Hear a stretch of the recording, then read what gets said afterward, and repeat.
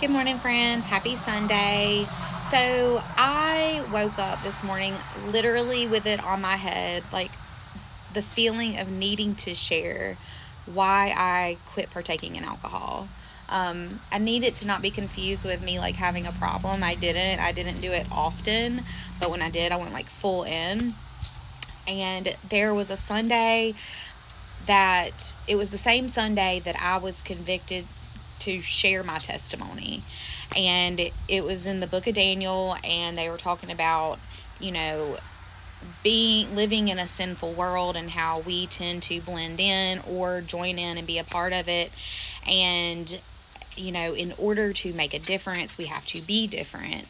And we're called to be different. And so that day I was like, gosh, alcohol really just does not serve me in so many ways. And so that's kind of where it was set in motion. And then I maybe drank one more time after that. And there were so many things I feel like God pointed out to me. Like, I had such a short temper with my son, even though I like really didn't even drink maybe like but one or two. I had such a short temper with my son. I was so lazy at home. I didn't want to do anything.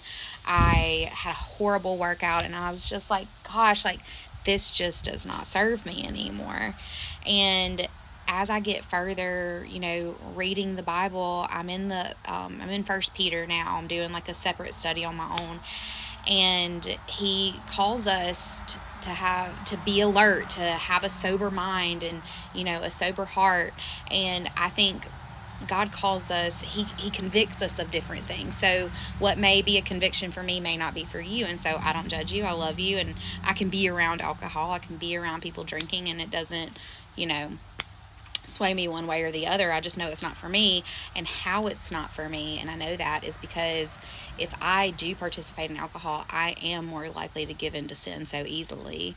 And so it became such an easy decision for me personally. Like, it doesn't serve me in any way, and it doesn't serve God, like me acting how I do when I drink. So I decided to give it up. And if you feel a conviction on your heart, there's a reason God's calling you to do it. You may not realize what it is, and you may not realize at the time where it's going to take you. And I really don't know where. I just feel like I'm a more present mom. I feel like I do a better job at work. I, work out better. I sleep better.